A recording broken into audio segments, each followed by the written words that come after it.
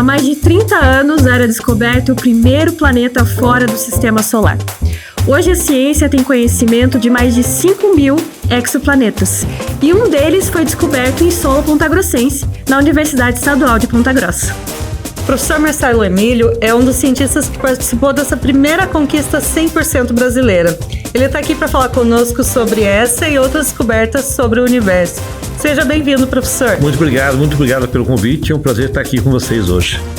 Então vamos para as apresentações. O professor Marcelo Emílio é bacharel em Física pela UEPG, tem mestrado e doutorado em Astronomia pela USP, com estágio sanduíche e pós-doutorado na Universidade do Havaí, no Instituto de Astronomia. E atualmente ele é professor da UEPG, atuando principalmente nos temas de Física, Astronomia Solar, Astrofísica Estelar e Educação em Astronomia. Também estamos aqui com o Raylan Prestes, que é mestrando em Física, que tem experiência na área de Astrofísica Estelar, exoplanetas. Obrigada por estar aqui com a gente. Obrigado, é um prazer poder participar. O Raylan, ele é bacharel em Física pela UEPG, iniciou o mestrado em Ciências Físicas com o objetivo inicial de estudar propriedades físicas de exoplanetas através da análise de séries temporais. E a primeira pergunta é justamente sobre esse planeta fora do sistema solar, descoberto em 2017 por aqui, e o nome dele é Corot 32b, e a gente sabe que ele é um exoplaneta um pouquinho menor que Júpiter, e orbita em volta de uma estrela que tem 10% de massa a mais que o Sol. Então, professor, a gente está curioso. Como é que foi esse bastidor da descoberta desse exoplaneta? Vocês estavam ali no observatório observando os computadores? Como é que foi? Então, esse planeta foi descoberto num satélite, né, que leva o nome do planeta, que é o Corot. Esse satélite é um satélite europeu com participação brasileira. Então, o Brasil mandou engenheiros, mandou cientistas, né, e a gente teve acesso aos dados como os europeus tiveram, né? E aí tinha uma equipe core, né, uma equipe que cuidava da descoberta, e a gente estava envolvido, na verdade, numa outra parte científica do satélite. Mas aí a gente resolveu trabalhar com os exoplanetas também. Então teve o Rodrigo, que é egresso aqui da UEPG, e está fazendo seu doutorado. Então ele pegou 100.000 estrelas. Dessas 100.000 estrelas ele separou em torno de, se eu não me engano, 4.000 candidatos que poderiam ser planetas, e no final restou 3 candidatos de tudo isso que ele analisou. Para saber que um planeta, só as observações do satélite não bastam. A gente precisa de uma outra técnica para confirmar que é o planeta, que chama de espectroscopia. Tá? A gente precisa determinar a massa do planeta, porque aí podia ser uma outra estrela orbitando a outra, a gente fala de estrela binária. E aí a gente achou observações em banco de dados, de telescópio do Chile, e a gente conseguiu confirmar esse planeta, e aí ficou 2 candidatos. Um dos candidatos, o ano passado, retrasado, foi confirmado, que também é um planeta. Tá. E o terceiro, que era candidato, a gente está conseguindo confirmar que é um planeta também, e depois o Raylan vai falar sobre. Então, os 3 objetos que estão no artigo lá do Rodrigo são planetas. A gente confirmou um, mas os 3 são planetas. Estavam todos próximos ali na observação que vocês estavam fazendo, é isso? Um a gente conseguiu confirmar, e os outros 2 acabaram sendo confirmados aí no futuro. Então, eles são 3, na verdade. Quase que uma pesquisa promoção, né? Compre 1 e ganhe 3 exoplanetas. Na verdade, deixa eu fazer uma correção, são mais de 3, são 3 estrelas. Tá? Então, isso o Raylan vai falar daqui a pouco mais disso. Esse sistema planetário que ele está estudando tem pelo menos 2 planetas. São mais candidatos também, na verdade, né? Eu acho que o Rodrigo separou uns 40, mas 3 eram os que tinha mais velocidade radial disponível já. E qual é a característica desse exoplaneta que vocês observaram naquela noite? Ele é tipo Júpiter, né? É mais parecido com Saturno, porque ele é bem pouco denso. Então, se tivesse um oceano grande o suficiente e o planeta coubesse dentro dele, ele ia flutuar, porque ele é menos denso que a água. Só. E ele está muito perto da estrela, né? Então é uma categoria que a gente chama de hot Júpiter. Então, Júpiter quente, que são planetas gasosos, tipo Júpiter, que orbitam próximo à estrela. O ano nesse planeta tem 6 dias, né? Então, enquanto a Terra demora 365, esse planeta, cada 6 dias é um ano. Então, se você nascesse nesse planeta, a cada 6 dias você ia fazer um aniversário. Quantos anos será você teria, professor? Eu já estaria bem Melhor velho. não contar. E essa é até uma pergunta que eu ia fazer, né? Ele está muito longe da Terra, esse exoplaneta, né? A 1.200 anos-luz. E para quem nos assiste, 1 ano-luz equivale a cerca de 9,5 quadrilhões de metros. Isso é muito longe mesmo. E como o professor falou, 1 ano no Corot 32b equivale a 6 dias terrestres. Mas explica pra gente, por que o tempo passa diferente aqui e lá? Não tem como não lembrar daquele filme, né, Interestelar, que os personagens sofrem, né, pela diferença de tempo nos lugares em que eles vão, e aí eles vão envelhecendo diferente aqui e lá. Como que é essa dinâmica no universo? Por que o tempo passa diferente dependendo do lugar, né, e dos planetas e da forma como esses planetas são e funcionam? É uma relação diferente, na verdade, do que acontece no Interestelar, né? Que no Interestelar você tem planetas que estão orbitando um buraco negro que tem uma massa muito grande, e isso faz com que o espaço e o tempo em volta se deformem. O que na verdade acontece é que o ano nesse planeta, ele tem, acho que 6 dias, porque ele demora 6 dias para dar uma volta em torno da sua estrela-mãe, que é o mesmo que acontece na Terra. Então, na Terra, na verdade, são 365 dias, porque é o tempo que a gente demora para dar uma volta. Então, cada planeta no Sistema Solar também vai ter o que a gente chama de período orbital, que é o seu ano, né? Então, por isso que existe essa diferença. Esse efeito de mudança de dilatação do espaço e da complemento do tempo, eles são afetados quando você está próximo a uma massa muito grande.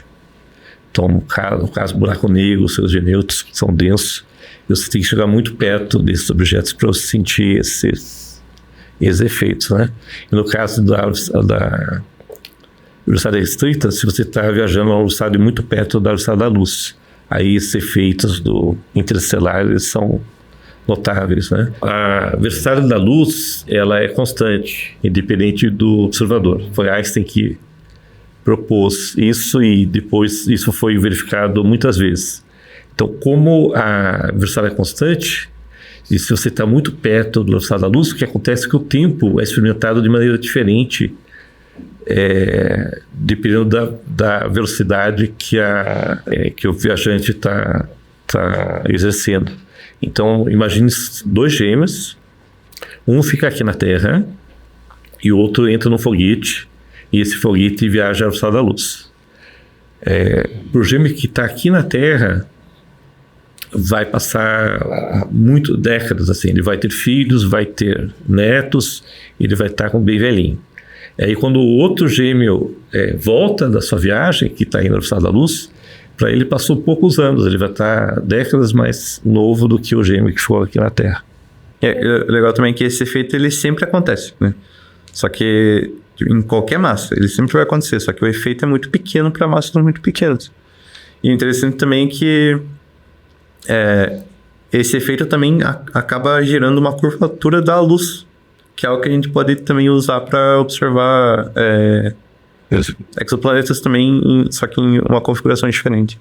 Isso acontece porque a massa, quando está muito próximo de um objeto com uma massa maior, altera o tempo. É isso, Raylan? Não, tem 2 efeitos.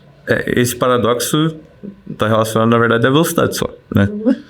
O que eu estava falando antes sobre essa curvatura da luz é que existe um efeito onde, se você tem um objeto luminoso mais distante e um objeto massivo que está mais ou menos no meio do caminho entre a gente e esse outro objeto mais distante, a luz que vem de trás vai passar por esse objeto massivo, e esse objeto massivo ele vai agir como se fosse uma lente. Então, ele vai fazer com que, por causa da curvatura do espaço, a luz vai se curvar ao redor desse objeto, fazendo com que a gente tenha uma visão magnificada, como se realmente fosse uma lente. E daí, assim, a gente consegue observar alguns efeitos sobre esse objeto que está mais no fundo, que não seriam observáveis se a gente não tivesse essa lente na frente. E recentemente a gente fez uma observação de uma lente gravitacional, talvez o Leila possa falar um pouquinho, que isso não fica só uma teoria, a gente pode observar isso. Tem um projeto bem legal, assim, que a gente... existem observatórios que monitoram constantemente, né, o céu, em busca de eventos específicos de microlente, que a gente chama que são esses eventos. E eles acontecem meio que aleatoriamente, não tem como prever, porque é um evento único, né? Então, o que a gente observou foi um desses eventos, e a gente observa a variação de brilho, né, na estrela que está mais distante, para tentar observar algumas características específicas assim, que podem indicar a presença de um exoplaneta nesse objeto mais distante. Por falar nessas técnicas aí de descobertas científicas, né, na área da astronomia, essa do exoplaneta não é a primeira, a única aqui em solo pontagrossense, né, professor? Em 2012 você publicou uma descoberta que informava a medida exata do Sol. E nessa descoberta você disse que, ao contrário do que se pensava, o Sol ele é 700 quilômetros maior do que se imaginava, ou seja, 1 milhão de quilômetros de diâmetro. Como é que foi feito esse cálculo, professor? Então, são 2 satélites, um chamado Solar Dynamics Observatory e outro é o SOLO, que eu trabalho desde o doutorado. E eles fazem medidas contínuas do Sol, o Sol fazia uma imagem a cada 15 minutos e o SDO, que é o Solar Dynamics Observatory, faz um a cada 4 segundos. E nesse satélite eu participei desde o começo, então faço parte da mesma equipe que construiu e mantém o satélite. Aí parte do algoritmo de software para medir o tamanho do Sol, e eu ajudei a desenvolver esse software, roda lá em Stanford. E aí são 3 etapas dessa pesquisa. A primeira, a gente queria saber se o tamanho do Sol variava com o tempo, que até então era uma dúvida, porque se o tamanho do Sol varia, quer dizer que a energia, a temperatura do Sol varia também, e isso podia afetar a Terra, porque muito se fala do aquecimento global hoje. Então, uma das causas poderia ser o Sol. Então, a gente tirou o Sol dessa equação. A gente sabe que esse aumento da temperatura na Terra não é devido ao Sol, mas sim fenômenos que são provocados aqui na Terra. E eu analisei mais de 10 anos dessas medidas do Sol para chegar a essa conclusão. E outra medida do Sol, do tamanho absoluto do Sol, que a gente precisa de um referencial que a gente conheça para comparar, sabe? Tipo uma régua. Tá? E a régua que a gente usou foi quando o planeta Mercúrio e o planeta Vênus passam na frente do Sol. A gente chama de trânsito planetário. O de Mercúrio ele é raro, mas não é tão raro, só a cada 13 anos. Mas o de Vênus ocorre a mais de 100 anos. Então, daqui a 100 anos, quando tiver outro trânsito de Vênus, provavelmente vão estar citando o meu artigo de novo. A gente precisa dessas medidas para ter uma medida absoluta do raio. E a terceira medida, né, dessa mesma área que a gente faz é do achatamento do Sol. Então, todo o corpo que gira é achatado, inclusive o Sol. Só que o Sol é bem pouco achatado. O Sol é o objeto mais redondo que o homem já mediu. Tá? Esse foi um artigo da Science. Eu acredito que seja o único artigo da revista Science do IPG. E parte desse feito tem a ver com a relatividade que a gente estava falando agora da velocidade da luz, porque isso foi uma das maneiras que a gente comprovou a relatividade. Só que parte desse efeito a gente chama de movimento retrógrado do PLL Mercúrio, é devido ao chamamento do Sol. E aí, se o diâmetro do Sol mudar, se tiver uma variação no diâmetro do Sol, isso vai impactar na vida da Terra? Como é que funciona? Vai, então, não só o Sol, toda estrela, ela não pode variar o tamanho dela de maneira impune. Quando o diâmetro de uma estrela muda também sua temperatura e muda também o brilho. Tem uma relação que a gente que é bem conhecida na astronomia, que o brilho da estrela é proporcional ao quadrado do raio e a temperatura à quarta. Então, se uma das 3 variáveis muda, as outras 2 mudam também. Então, se o tamanho do Sol estiver variando, quer dizer que o brilho do Sol está variando e vai chegar menos energia ou mais energia na Terra. Então, a Terra pode tanto esfriar como aquecer se o tamanho do Sol varia. E isso tem implicações para a vida humana, agricultura, etc. Tinha até uma questão, né, que era esperado que o raio do Sol variasse com o ciclo de atividade. Se desconfiava. Lá no meu tempo de doutorado, eu tinha essa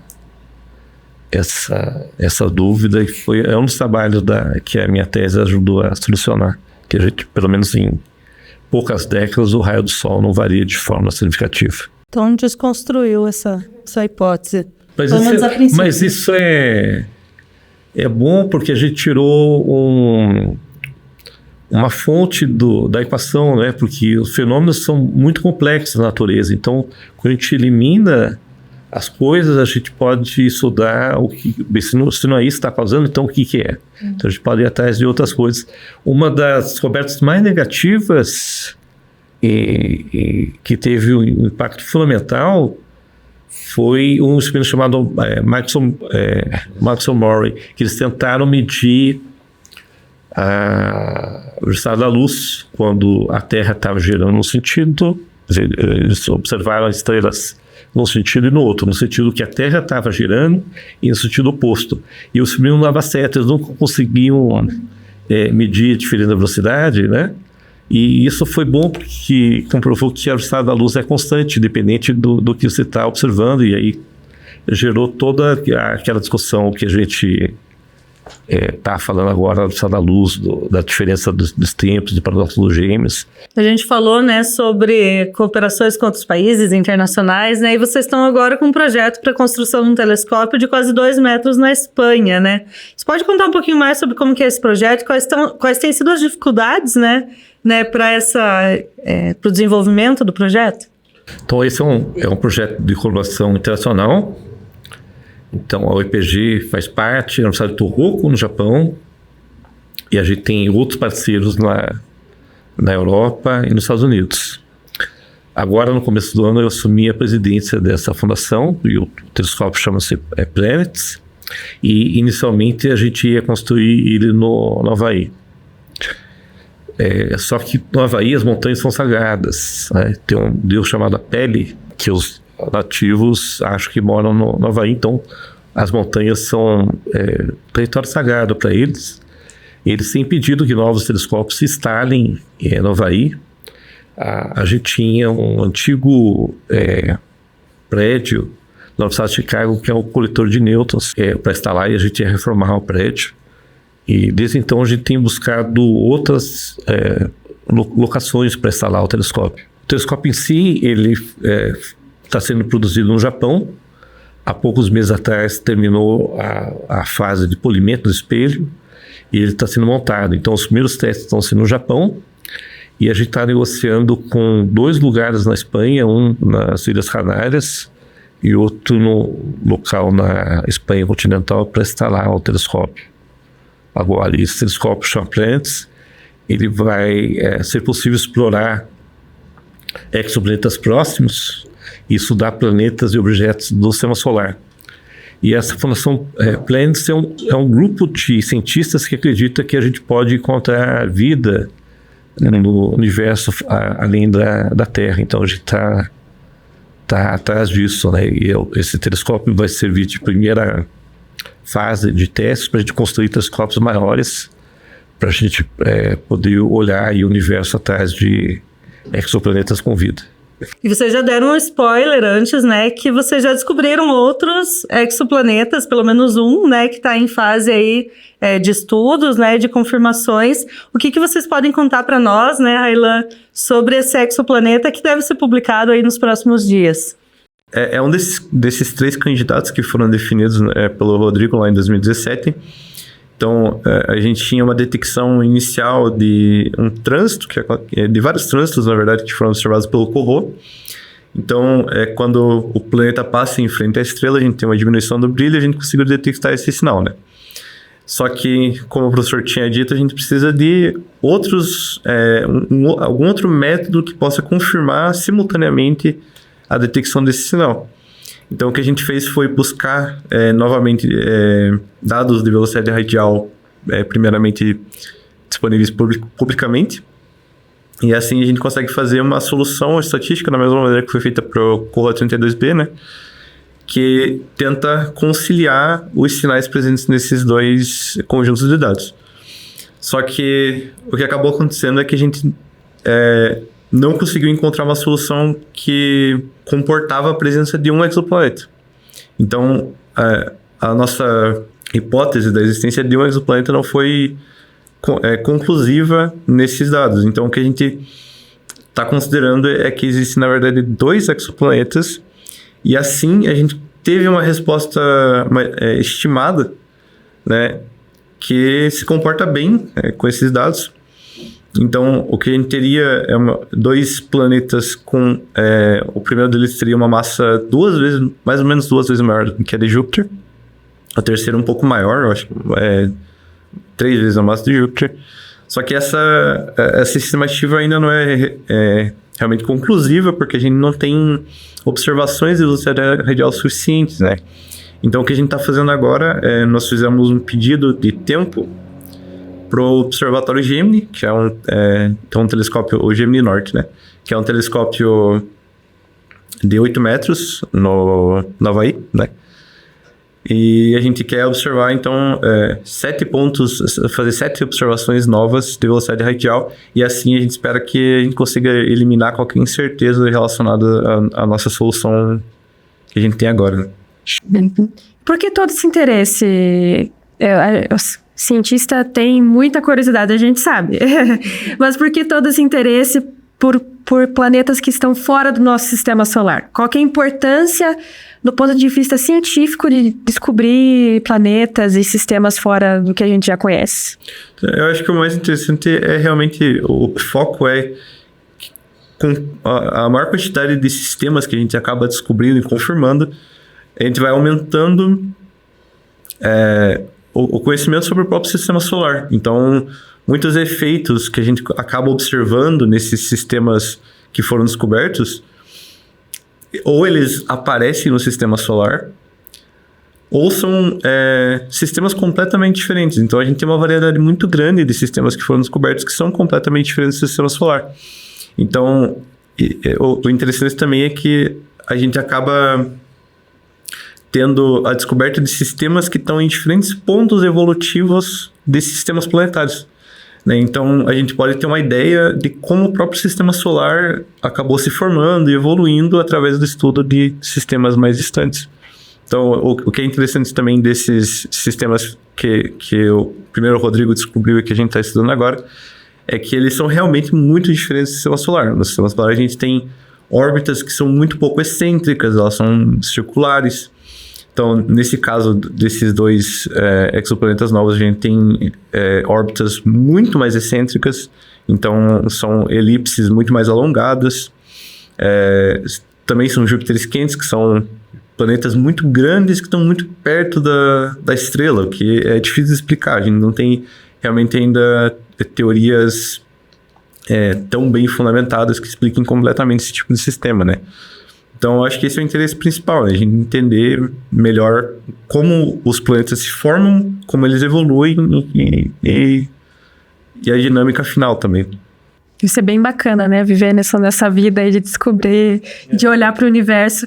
E daí a gente ficou curiosa, né? Para saber como que começou essa trajetória, por que vocês se começaram a se interessar em olhar para o céu e para as estrelas? Professor, como é que começou tudo isso? Eu sempre gostei de ciência, né, em si, e eu acho que o universo é uma oferece oportunidade de fazer descobertas e a curiosidade mesmo de saber o que tem lá para fora. Eu falo para os meus alunos de biologia que antes deles se aposentarem, né, que eles ainda vão se formar, vão fazer concurso e aí vão ter uma vida lecionando. Antes de se aposentarem, eles vão estar ensinando sobre vida fora da Terra, porque a gente está próximo de fazer essa descoberta. Então, tudo isso que o Renan falou também, acrescentando, é que a gente quer saber como é que a vida na Terra se originou, como é que ela desapareceu, né? Que a gente já teve vários períodos de extinção, qual vai ser o futuro da vida e o que a gente... onde olhar para achar vida, né? O que a gente tem que olhar para saber se alguns desses planetas que a gente descobriu têm ou não vida. Professor, já que você citou sobre vida fora da Terra, daqui para frente, é plausível dizer que poderemos encontrar vida fora da Terra ou em outros planetas? O que a gente sabe é o seguinte, que a vida na Terra surgiu de seres muito simples, seres com apenas uma célula. E a Terra demorou bilhões de anos para formar vidas multicelulares, com mais de uma célula, né? E vida evoluída na forma de plantas e animais, a gente hoje na ciência acha que é raro. Então, quando a gente descobrir vida, e pode ser até em Marte ou algum outro objeto do sistema solar, vão ser formas de vidas simples, né? Não vidas inteligentes. Se a gente, por acaso, tiver contato com vida inteligente, eu acredito que não vai ser com a vida em si, mas sim com uma máquina que essa vida mandou em nossa direção. Assim como a gente faz, né? A gente manda sondas para Marte, a gente manda sondas para Vênus, para Júpiter, para Saturno. Para esses seres também, antes deles viajarem, eles vão mandar máquinas. Então, se a gente encontrar vida inteligente, vão ser primeiro máquinas, né? Mas isso é muito difícil. A gente, provavelmente, na nossa galáxia, sou uma única forma de vida inteligente. Mas vida, assim, simples, o universo deve ser abundante em vida simples. Veja, no tempo que eu era estudante, não existiam outros planetas além dos planetas do sistema solar, e hoje já são 5.000 descobertos. Então, ia ser muito difícil explicar por que só o Sol tem planetas, né? E também é muito difícil explicar por que só a Terra tem vida. Ainda sobre esse assunto de vida fora da Terra, aqui no EPG a gente tem uma disciplina chamada Astrobiologia, que é lecionada para licenciatura em Biologia. E da primeira turma dessa disciplina, teve uma aluna que resolveu seguir carreira, que a gente colabora com ela até hoje. Então ela fez mestrado, fez doutorado, ela passou um tempo na Inglaterra e na Hungria, e a gente procura moléculas orgânicas assim, em nebulosas, blocos fundamentais que dão origem à vida. E Raila, de onde que veio a tua vontade, né, de olhar para o céu, olhar para as estrelas, e por que você acabou escolhendo a física, né? Então, desde criança mesmo, né, assistindo Cosmos, eu assisti bastante Cosmos quando eu era criança, e ficção científica também, mas quando eu entrei na física, assim, eu realmente não esperava que eu fosse para astronomia, não sabia, não era tipo um plano claro, assim. Mas eu acabei conhecendo o Marcelo, daí surgiu essa oportunidade, né? Eu aproveitei. E aproveitando, então, já que a gente está falando de mentor, de guia, né, professor? O que mais te motiva, né? Como professor, qual que é o teu sentimento de inspirar, né, esses adolescentes, visto que os alunos chegam muito novos, né, na universidade, inspirá-los a ser também o futuro da astronomia? Então, além dessas descobertas, então, acho que o mais motiva é a capacidade da gente formar os alunos e eles serem capazes de desenvolver seus trabalhos de maneira competitiva. Eu sempre falo assim que a astronomia tem uma grande vantagem em relação às outras áreas, porque a gente usa satélites, a gente usa telescópios, que o pessoal que está, por exemplo, no estado de São Paulo ou na Federal do Rio de Janeiro, grandes universidades do país, usam também. A gente tem acesso aos mesmos laboratórios. Então, por exemplo, outras áreas, você precisa ter, muitas vezes, o laboratório na universidade para você competir. E a gente não, a gente tem acesso aos mesmos instrumentos que pesquisadores de outras áreas têm. Então, a gente pode desenvolver pesquisa de ponta aqui na EPG.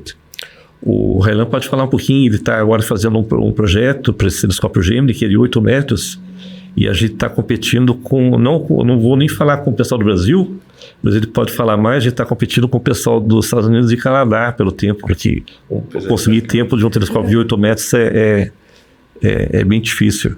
Então é uma colaboração grande, assim, né, que o Gemini tem com vários países, e o Brasil geralmente tem, por ano, 14 horas só.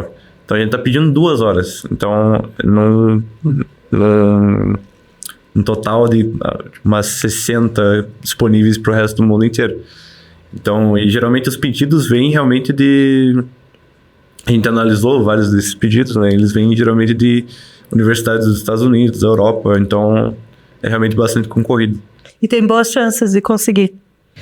Isso eu não sei, mas estão tentando. Mas eu acho que o mais importante de conseguir é aprender, porque só o fato de fazer o projeto, né, é um monte de parte técnica, né, um dos maiores telescópios do mundo, e depois que ele faz o projeto, ele tem que avaliar os outros projetos também. Então ele avalia projetos dos demais, de diferentes áreas, e acaba aprendendo muito. Então só o processo dele se envolver e tentar desenvolver a pesquisa já é um grande aprendizado aí para a carreira dele no futuro. E como é que professor, colocar o EPG ali no ramo da astronomia internacional? Então, uma das descobertas que a gente não falou aqui, eu vou citar rapidinho, é a descoberta de um anel em torno do asteroide. Porque antes a gente sabia que tinha anel em torno de Júpiter, em torno de Saturno, de Urano e Netuno. E eram esses 4 planetas. E aí, de repente, passou um asteroide aqui por Ponta Grossa, e o nosso telescópio apontou para esse asteroide e descobriu que ele tem um anel. Ele chama-se Chariklo. Foram 7 observatórios do mundo que fizeram essa descoberta e o telescópio do IPG foi um deles. Bom, o papo tá ótimo, deu para aprender bastante sobre astronomia, mas hoje chegou ao fim o Meia Hora para você que está acompanhando aí no canal 14.1. Muito obrigada pela presença, professor Marcelo, Railan. Eu que agradeço, foi um prazer estar aqui. Mas a conversa, que está muito boa, continua no YouTube e no Spotify da UEPG. É só seguir lá, @oficialUEPG. Professor, ficou uma pergunta extra que a gente está muito curioso para saber. Teve uma notícia de que nesse ano teria uma tempestade solar, que poderia parar as telecomunicações, o pessoal não ia ter mais internet, não ia ter mais nada, ia ficar sem comunicação. Isso, de fato, pode acontecer? É possível acontecer isso? A maior tempestade geomagnética que a gente já registrou foi 1º de setembro de 1885. Chama evento Carrington. E a tecnologia, na época, era um telégrafo. Eles tiveram que trocar todos os telégrafos, todos os cabos de poste na época na Europa e nos Estados Unidos. Então, se isso se repetisse hoje, você imagina a gente trocar todos os cabos de poste na rua e transformador. Foi feita uma pesquisa só para produzir, né, os transformadores novos, que com as fábricas que a gente tem hoje, ia demorar 10 anos. Então, o projeto de Ponta Grossa não ia ser uma das primeiras cidades para ter luz de volta. Mas e afetaria, por exemplo, a internet, também além dessa questão da luz, né, da energia elétrica, também afetaria a internet, por exemplo? Então, afeta a hidrelétrica, então, geração de energia, transporte de energia, distribuição de energia, voos comerciais, exploração humana do espaço, GPS. Mas a gente tem um preparo? A tecnologia está preparada para impedir isso? Ou se acontecer é inevitável, não tem o que fazer? Eu diria que dependendo da intensidade, eu diria que não. Lógico que a gente chama clima espacial. E algumas coisas a gente pode desligar antes prevendo. Então, inclusive, por exemplo, quando tem essas tempestades, mesmo pequenas, eles evitam de mandar satélites para o espaço. Os astronautas ficam presos dentro da estação espacial. Tem uma série de procedimentos, né? Companhias aéreas, eles têm astrofísicos trabalhando para eles que prevêem essas tempestades. Então, alguma coisas para minimizar existe, mas se ela for muito forte, muito intensa, não há como salvar a nossa tecnologia. Chama-se pulso eletromagnético, e há duas coisas que podem causar esse pulso: uma explosão de uma bomba atômica e uma tempestade solar. Pela comparação que eu fiz, vocês veem que não são coisas boas. Dá para entender o estrago que faria, né? Não só na tecnologia, mas na nossa própria vida, né? Então, não vai afetar a vida diretamente. Quer dizer, a pessoa não vai morrer com o evento. Bem, eventualmente, se ela estiver muito falando no celular, usando em contato com o aparelho eletrônico, ele pode levar um choque, né? Porque lá nesse evento Carrington, o pessoal que estava usando telégrafo levaram um choque. Mas as pessoas não vão morrer com a tempestade em si. Mas as consequências que isso vai causar, imagina você estar em casa com seu filho, né, e você não poder fazer compra no mercado, e o mercado está cheio de comida. O que as pessoas vão fazer, né? A gente lembra bem da greve dos caminhoneiros, que afetou o transporte de alimentos. Então, a gente não vai ter carro, não vai ter caminhão, então a comida vai começar a descer no campo, né, sem poder ir transportada, sem poder ser produzida, as fábricas não vão estar funcionando. Bem, a gente vai voltar no tempo, a gente vai ter que voltar a como os nossos antepassados viviam, né, há 150 anos.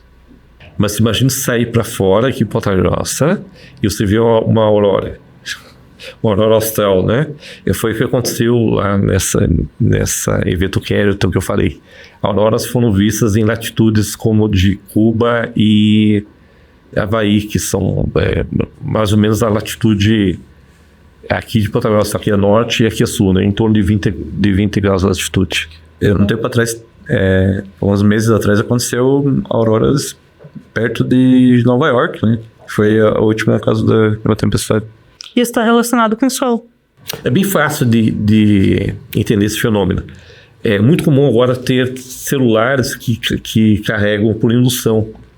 E outra tecnologia de indução são fogões a indução, que você tem panelas, você coloca nesse fogão a indução, que induz uma corrente na panela. O fogão em si é frio, o que tudo está acontecendo na panela. Então, quando tem uma tempestade magnética aí, no Sol, ele induz também, só que ele induz, como é muito forte, induz em tudo que é fio. Então, tudo que é fio que, mesmo desligado da parede, vai induzir energia. E aí vai induzir uma energia tão grande que é como se você pegasse ligado um aparelho de 110 a 220. Ele queima. Então, tudo vai queimar por essa indução. Como é que é, Raylan? Como seria, assim, fazendo um paralelo, uma comparativa? O que acontece, né, que a gente pode fazer uma analogia. O que a explosão no Sol vai causar é que você vai ter que o campo magnético do Sol vai induzir na Terra uma indução magnética nos fios de energia elétrica, né? Isso vai fazer com que você tenha um transporte de corrente maior, que vai fazer com que os objetos que a gente usa geralmente vão queimar, né? Então, uma analogia que a gente pode fazer é sobre, por exemplo, fogões de indução, né? Você tem... Então, o fogão ele vai funcionar através da indução do campo magnético para a panela. Então, a panela vai aquecer por causa dessa indução, mas o fogão é frio. Então, é exatamente isso que aconteceria no nosso caso, só que no planeta inteiro, em todos os eletrônicos. Vamos torcer para que isso nunca aconteça, né? Que a gente continue, inclusive, com o podcast. Bem, isso vai acontecer, a gente não sabe quando, pode ser daqui a 200 anos, mas uma hora vai acontecer, que nem aquele grande terremoto lá que tem na Falha de Santa Andreas, na Califórnia, ou no Japão, o grande terremoto a gente não sabe quando. Isso é até uma curiosidade minha. Tem como prever uma dessas grandes tempestades? E se sim, com qual antecedência ou com qual precisão se pode prever?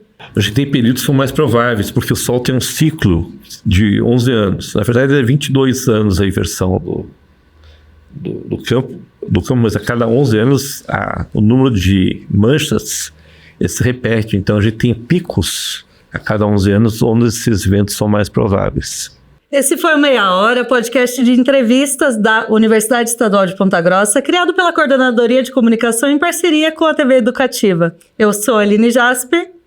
E eu sou Jéssica Natal. Na direção está a Luciane Navarro e na técnica estão Fábio Solim e William Clarindo. Até mais, pessoal. Tchau. Tchau, tchau.